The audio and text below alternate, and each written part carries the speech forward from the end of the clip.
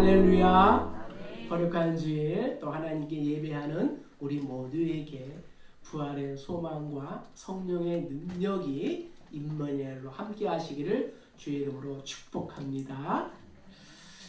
우리는 이 땅에 사는 동안 승리하고 형통한 삶을 살기를 원합니다. 때로는 사탄에게 속아서 실패를 하기도 하지만 마음속에는 여전히 승리하고 형통한 삶을 살기를 원하고 있습니다. 결혼 생활은 물론이고 직장에서 또 대인 관계에서 또 무엇보다 또 교회 생활에서 형통하기를 원하고 있습니다. 어떻게 해야 만사 형통한 삶을 살 수 있을까요? 그 해답이 오늘 7장에 나와 있습니다.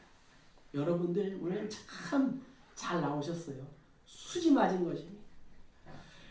기드온이 살던 당시 이방인인 미디안은 7년 동안 연속으로 추수 타작을 할 때가 되면 이스라엘을 침공해 왔습니다. 그 해에는 무려 13만 5천 명이나 되는 엄청난 대군을 몰고 와서 진을 쳤어요. 13만 5천 명이 어느 정도가 될까? 감이 안 오죠?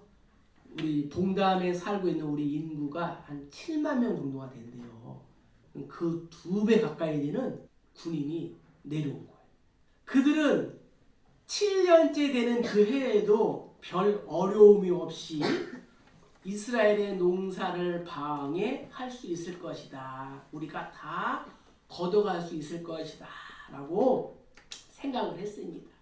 그러나 현실은 이전과는 조금 달랐어요. 하나님께서 한 사람을 준비하고 계셨기 때문입니다. 누굴까요? 박 목사는 아니고 기드온이었습니다. 사람이 모든 일을 할 수 있는 것 같지만 하나님은 당신이 하시고 또 사람을 통하여 하나님께서 함께 하시기를 원합니다. 그리고 하나님의 사역을 통하여 또한 그 사역을 감당하는 사람은 하나님께 영광을 돌리게 됩니다. 하나님께서 하시는 이 일은 물론 사람을 사용하시지만 하나님에 의하여 반드시 이루어진다라는 사실을 우리에게 알려주시고 싶으십니다. 오늘 본문이 그러한 내용이에요.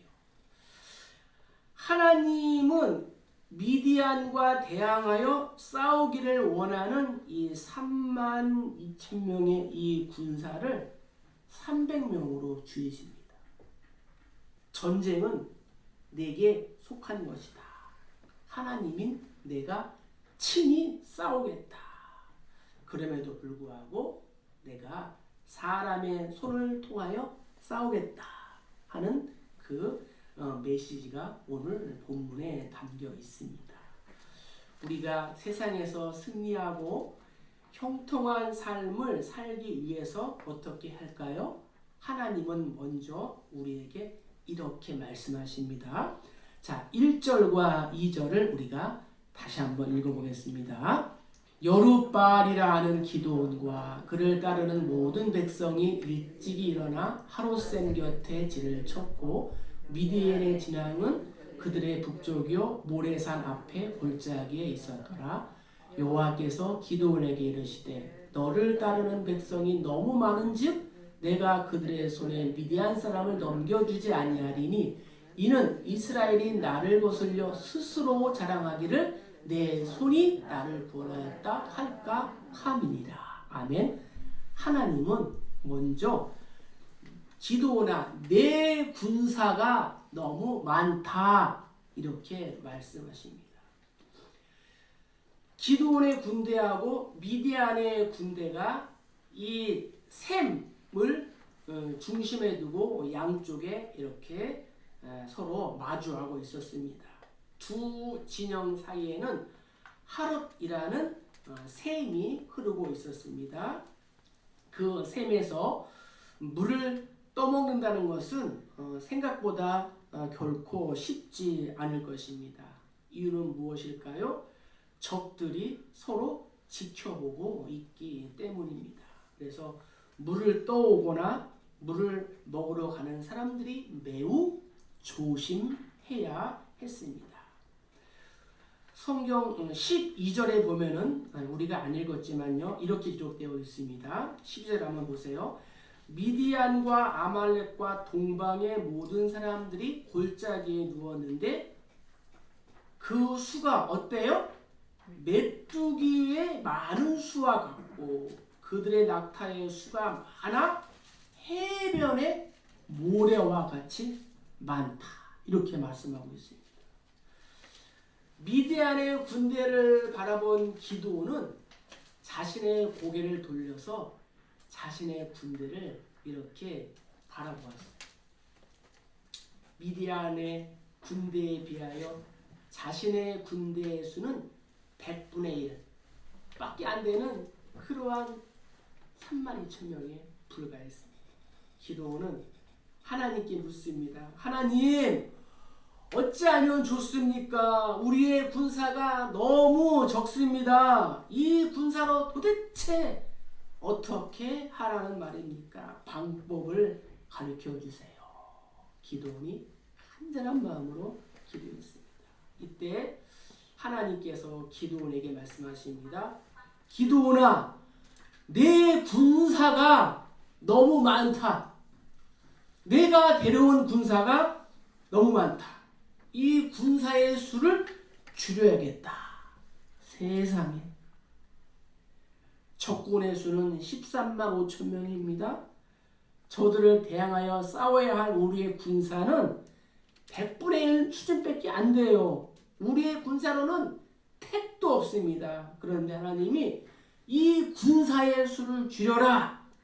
인간의 생각으로는 도저히 이해할 수가 없는 것입니다. 하지만 이것이 바로 하나님의 방식입니다.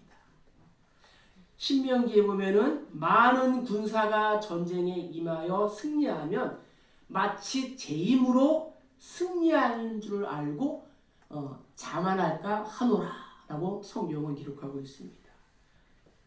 하나님의 방식은 세상의 방식과는 다른 거예요. 바울은 고백합니다. 아무 육체라도 하나님 앞에서 자랑하지 못하게 하려 함이라. 이는 내가 약한 그때에 곧 강함이니라. 이사야도 피곤한 자에게 능력을 주시며 무능한 자에게 힘을 더하신다라고 고백하고 있습니다.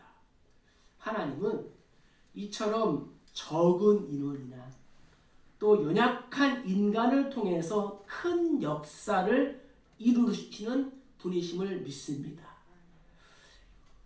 우리가 살펴보았지만 온니엘, 에후, 삼갈, 드보라, 야엘의 경우를 보지 않았습니까? 하나님은 전능하신 분이십니다. 실상 하나님이 미디안의 이 군사들을 물리치겠다 작정하시면은 사람의 손도 거치지 않고 한 번에 혼자서 얼마든지 하실 수가 있습니다. 그럼에도 불구하고 하나님은 사람을 사용하십니다. 신명기에 보면은 이런 말씀이 있습니다. 두려워서 마음에 겁내는 자가 있느냐? 그는 돌아갈지니라. 하나님께서는 누구든지 전쟁에 두려워서 떠는 자가 있으면 집으로 돌려보내라. 이렇게 말씀하셨습니다. 그래서 기드온은 하나님의 말씀에 순종하여 공포합니다.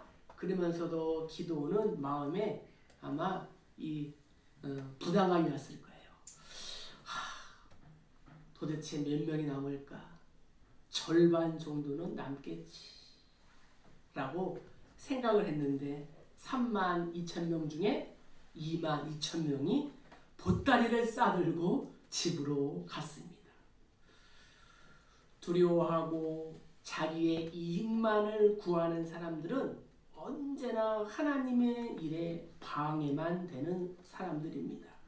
우리는 의심하고 두려워하는 사람들이 없어도 하나님은 당신께서 계획하신 일들을 진행하신다라는 것을 우리는 기억해야 합니다.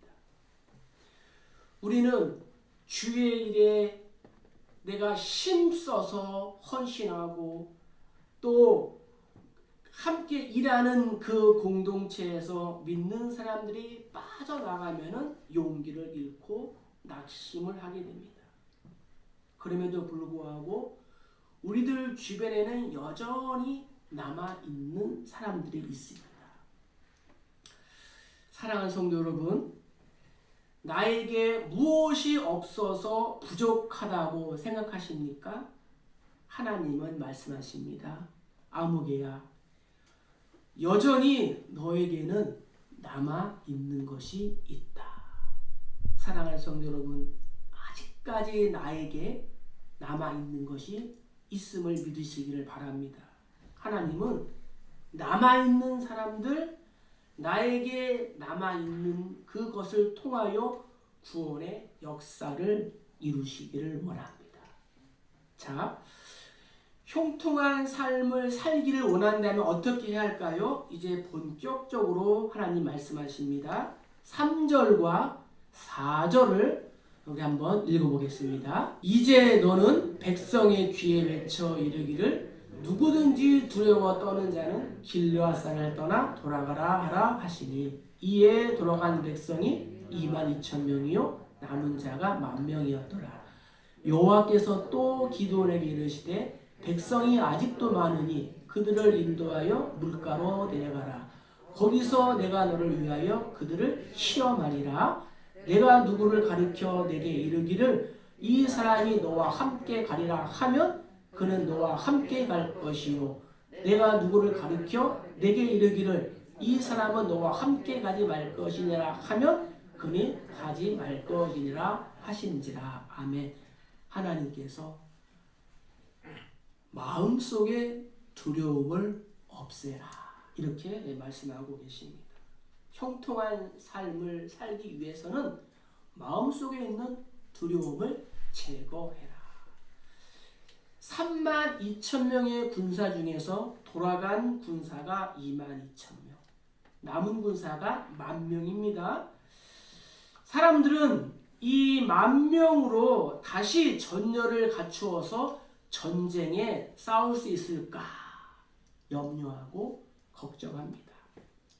22,000명이 왜 돌아갔을까요? 저들은 두려움에 사로잡혀 있었기 때문입니다. 하나님은 지금 두려워 떠는 자는 결코 전쟁에서 승리할 수 없다고 하십니다. 다시 말해 우리가 승리하고 형통한 삶을 살기 위해서는 먼저 마음속에 있는 마음속 깊은 곳에 있는 두려움을 제거해야 한다는 것입니다. 사실 우리는 이 땅에 사는 동안 가장 나를 괴롭게 하는 것이 우리 마음속에 숨어있는 두려움입니다. 코로나19 시대에 살아가면서 질병에 대한 두려움, 또한 사고에 대한 두려움, 실패에 대한 두려움, 그리고 원일 모를 두려움, 아직 다가오지 않은 두려움 속에 현대인들은 시달리고 있습니다. 부활하신 예수님을 믿고 또 구원을 받고 따르면서도 왜 우리의 마음에 이 기쁨이 없을까요? 왜 평강이 없을까요? 우리 마음속 깊숙이 두려움이 자리를 잡고 있기 때문입니다. 어떠한 사람들은 교회에 다니면서 여전히 적극적으로 봉사를 하지 못합니다. 과거에 교회 일에 적극적으로 나섰다가 상처를 받은 기억이 있거든요. 그래서 또다시 상처를 받을까봐 두려운 것입니다.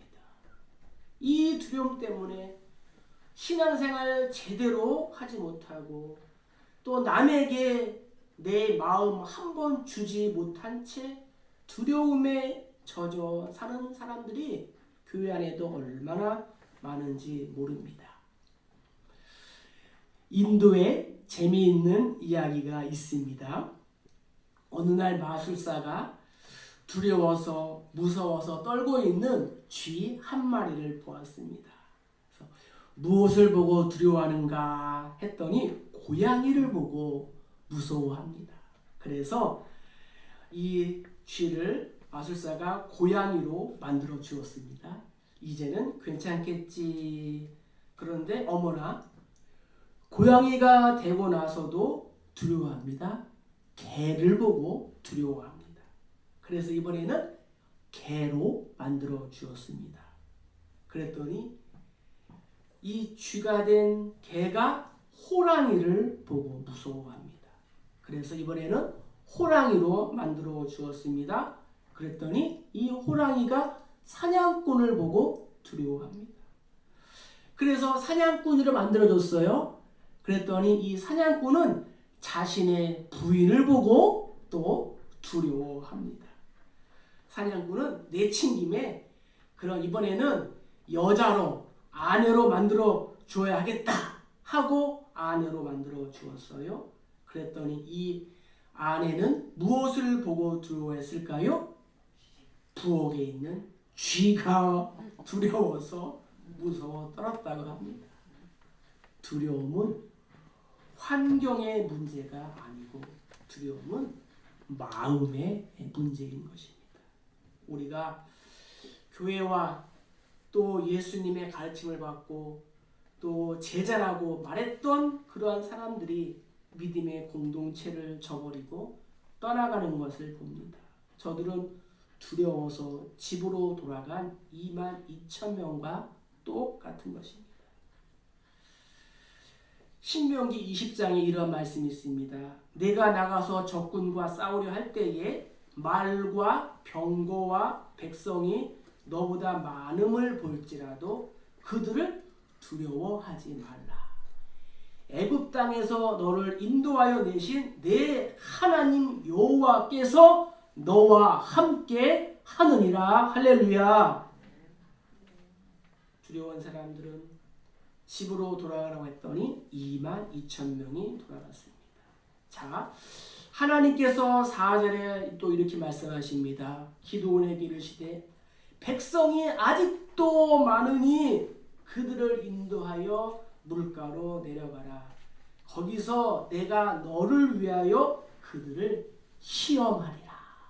하나님이 저와 여러분들을 시험, 테스트 하겠다. 이렇게 말씀하고 계십니다. 우리가 예수 그리스도의 이름으로 형통한 삶을 살기 위해서는 넘어야 할 산이 많고 또 높습니다. 아브라함, 야곱, 요셉, 모세, 다니엘, 베드로, 또 바울, 느헤미야, 에스더 이들도 모두 높고 험한 준령을 참 믿음으로 넘은 그러한 사람들입니다. 적어도 남은 이 10,000명은 1차적인 시험을 통과한 사람들이었습니다. 그러나 미디안의 군사와 싸우기 위해서는 턱없이 부족합니다. 그러나 하나님 입장에서는 남아있는 이 10,000명도 많다는 거예요. 그래서 하나님은 군사들의 숫자를 줄여라. 너무 많이 있다. 이렇게 말씀하십니다. 이스라엘이 기드온이 이 10,000명의 군사로 저들을 이긴다면 자칫 기드온의 용맹이나 자신들의 전략이 탁월함으로 이겼다고 교만할 수가 있습니다.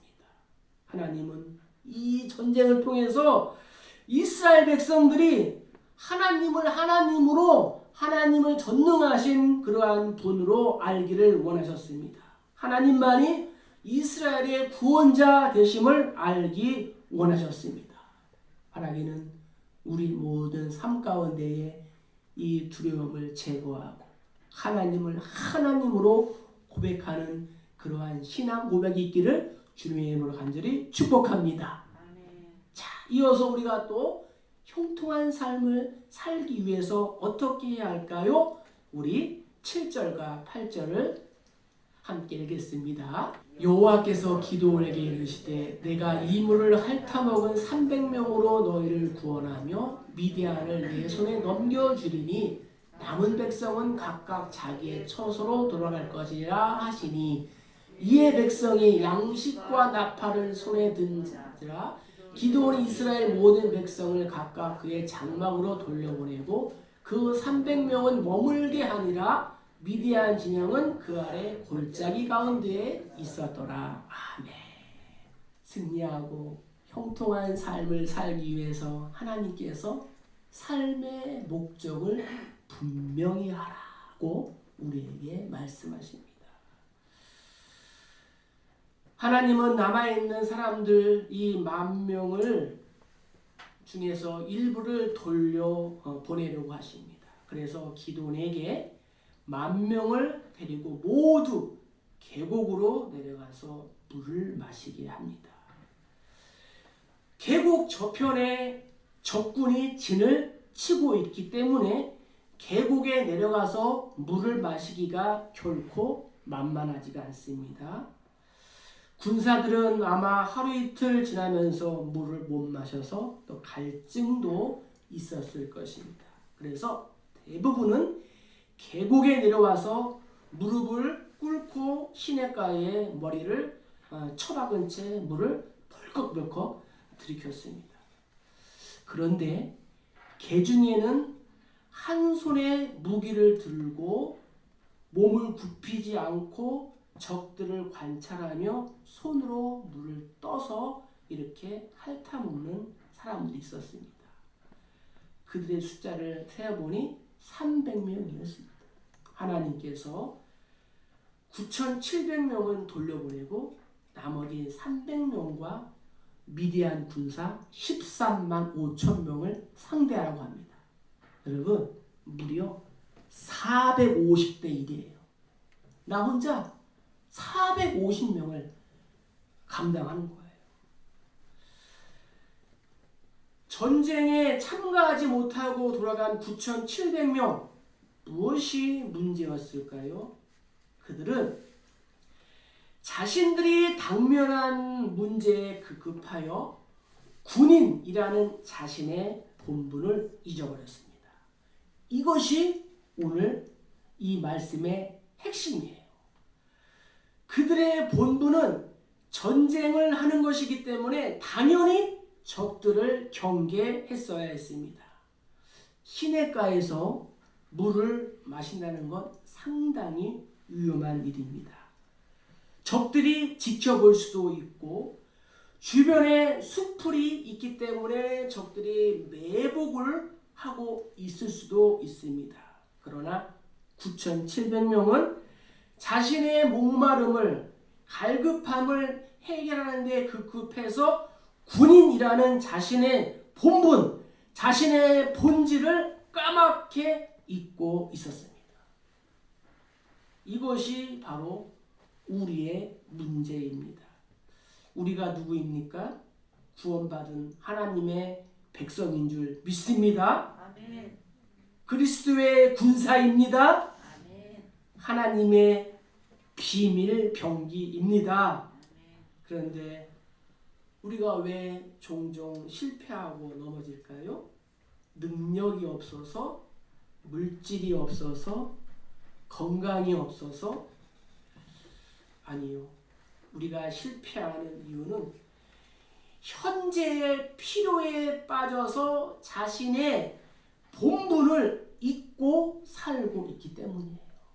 나는 그리스도인이라는 정체성을 우리가 잊어버리고 있기 때문입니다. 어떤 사람은 신앙생활을 하다가 병이 걸리면 신앙생활을 포기합니다. 모든 우선순위를 병 고치는 데 둡니다. 물론 중요하죠. 병만 고칠 수 있다면 2단도 좋고 3단도 좋고 미신도 좋다는 것입니다. 이런 일이 우리의 주변에 얼마나 많은지 모릅니다. 이러한 사람들이 바로 무릎을 꿇고 물을 마신 9,700명에 해당하는 사람들입니다. 눈에 보이는 당장의 갈등과 당장의 그러한 목마름, 당장의 빵 하나 때문에 자신들의 본분을 잊어버린 사람이라는 거예요. 예수님께서 말씀하십니다. 공중의 새를 보라. 심지도 않고 거두지도 않고 창고에 모아들이지도 아니하되 너희 하늘 아버지께서 기르시나니 너희는 이것들보다 참새들보다 더 귀하지 아니하냐. 할렐루야. 빵이나 건강, 사업, 자녀 등 모두 우리에게 시급하고 중요한 일입니다. 그러나 반드시 내가 기억해야 할 것은 나는 이런 것들을 얻기 위해서 부름을 받은 존재가 아니라는 사실입니다. 이것이 우리의 목적이 될 수는 없는 것입니다. 이런 것을 나의 목적으로 사는 한 우리는 세상에 무릎을 꿇을 수밖에 없다는 것을 꼭 기억하시기를 주의 이름으로 축복합니다. 자, 이제 마지막으로 승리하고 형통한 삶을 살기 위해서 어떻게 해야 할까요? 2절을 다시 한번 읽겠습니다. 여호와께서 기드온에게 이르시되 너를 따르는 백성이 너무 많은즉 내가 그들의 손에 미디안 사람을 넘겨주지 아니하리니 이는 이스라엘이 나를 거슬려 스스로 자랑하기를 내 손이 나를 구원하였다 할까 함이니라. 아멘. 하나님께서 여호와 하나님 나만 신뢰하라는 것입니다. 2절은 성경에서 가장 중요한 말씀 중에 하나예요. 그리스도인들이 성도들이 치르는 영적 전쟁의 원리를 우리에게 설명해 주고 있기 때문입니다. 성도의 승리하고 형통한 삶의 비결은 무엇이에요? 하나님을 의지하는 것, 하나님을 신뢰하는 것. 아마 그날 기드온은 하나님의 말씀을 듣고 간이 철렁하고 내려앉았을 것입니다. 32,000명으로 135,000명을 대하는 것도 부족한데 300명만 남았으니 2팔4판이다. 기드온은 이제 이 숫자에 대한 개념을 버리기 시작했습니다. 자신의 능력에 대하여 완전히 내려놓고 포기를 한 것입니다. 그리고 하나님만 바라본 것입니다. 사랑하는 여러분, 믿음의 주요 온전케 하신 예수님을 바라보는 우리의 삶이 되시기를 간절히 축복합니다. 아멘. 그날 이스라엘이 사용한 무기는 무엇이었을까요? 고작 300명의 군사와 빈 항아리와 횃불, 이거였어요. 그것으로 무슨 전쟁을 이길 수 있을까요? 하나님은 철저한 교훈을 주고 계십니다. 승리의 요건은 너에게 있지 않다. 너희는 오직 나를 의지하라는 것입니다. 할렐루야. 재물이 없어서 고민하거나 또한 재능이 부족해서 고민하거나 외모가 빼나지 못해서 고민하는 위축한 그러한 분이 계십니까? 오히려 하나님을 찬양하시기를 바랍니다. 왜냐하면 당신은 하나님이 사용하시기에 가장 적합한 사람이기 때문입니다. 어쩌면 당신은 지금 승리의 문 앞에 와 있는지도 모릅니다. 우리가 믿는 하나님은 32,000명 대신 300명을 즐겨 사용하시는 분입니다. 예수님이 부르신 제자들은 결코 유능하고 배경이 좋은 사람들이 아니었습니다. 예수님을 따르던 사람들도 화려하고 위대한 사람들이 아니었습니다. 그저 죄인들, 세리들, 여자들, 어린아이들, 힘이 없고 나약한, 유약한 사람들이 예수님을 따랐습니다. 하나님은 약한 자를 들어 강한 자를 부끄럽게 하시며 미련한 자를 사용하셔서 지혜 있는 자를 부끄럽게 하시는 분인 줄 믿습니다. 없는 자를 사용하셔서 있는 자를 부끄럽게 하시는 분이 바로 하나님이심을 믿습니다. 이것이 바로 하나님의 방법인 것입니다. 사랑하는 성도 여러분, 이제 말씀을 마칩니다. 당장의 눈앞에 있는 나의 필요 때문에 무릎을 꿇지 않고 하나님 앞에 우리의 인생을 맡기십시다. 300명으로 13만 5천 명을 이기신 하나님은 오늘 우리에게도 나에게도 승리를 주시는 전능하신 분이심을 믿습니다. 여러분, 아직 나에게 남아있는 것이 있습니다. 마음속에 두려움을 없애고 삶의 우선순위 목적을 분명히 하고 하나님만을 신뢰하십시다. 기드온에게 승리를 안겨주신 그 하나님이 지금도 부활의 소망과 성령의 능력으로 나와 함께 하심을 믿습니다. 이 은혜로 이 한 주 동안도 승리하시기를 주님의 이름으로 간절히 축복합니다. 축복합니다.